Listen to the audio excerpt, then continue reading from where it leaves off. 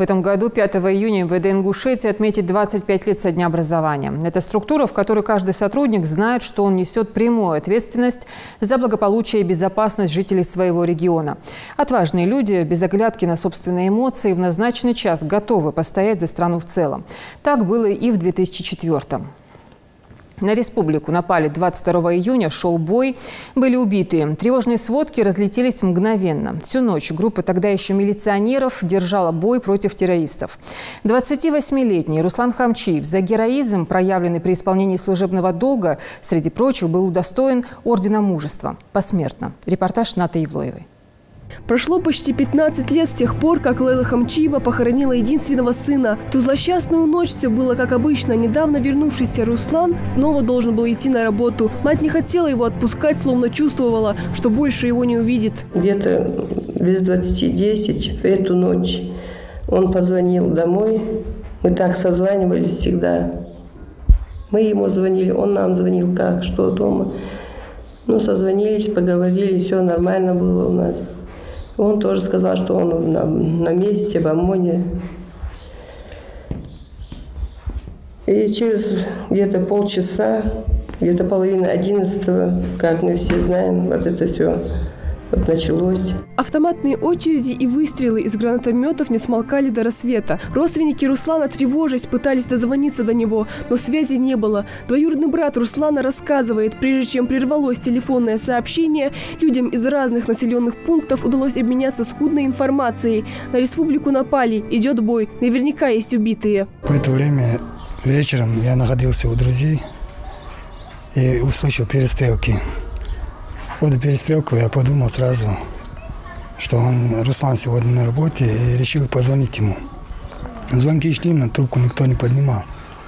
Поэтому я прибежал домой. Он любил жизнь, любил родных, друзей и свою работу. Даже сегодня участники этого сражения, вспоминая о невероятной, недопустимой подлости того нападения и о погибших товарищах, находятся в шоковом состоянии. Вряд ли я еще раз бы смог такое пережить, рассказывает брат Руслана.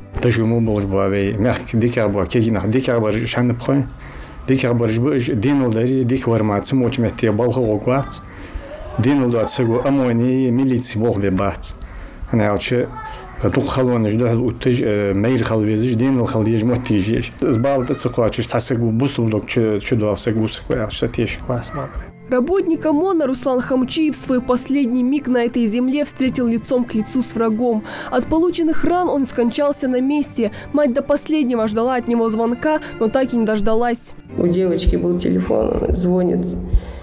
Ты кто? Говорит, ой, она обрадовалась, что звонит, подумала, что братство. Оказывается, звонит кто-то там рядом, оказавшийся, звонит, кто вы такая? Где я сестра? Как ты говоришь, что я такая? Я же твоя сестра.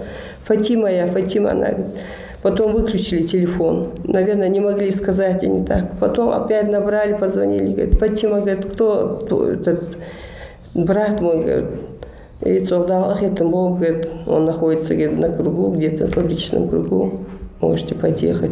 День за днем жизнь идет своим ходом. Для Марьям Хамчиевой без отца она не полна. В житейских заботах дочь погибшего сотрудника Руслана Хамчиева лишь на время забывает о трагедии. Ей было всего 4 года, когда она потеряла папу. Теперь ей уже почти 20. Про отца вспоминать не может, подступают слезы. Что уж говорить о матери. Дети маленькие, жена молодая осталась. Есть не родившийся ребенок у нас еще. Тогда был.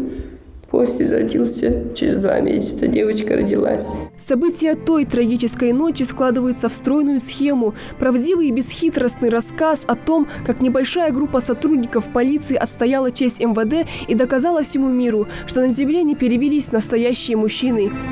Долг, честь, отечество. Для Руслана эти понятия были неразделимы. За это отважный полицейский готов был отдать собственную жизнь за мужество и героизм, проявленные при исполнении служебного долга. Он был удостоен Ордена Мужества посмертно. Его жизнь оборвалась 28 лет. Руслан шагнул в бессмертие, и память о нем будет вечно жива. Ната Евлоева, Фериде Миржоев, Майрбек Миржоев, Новости 24.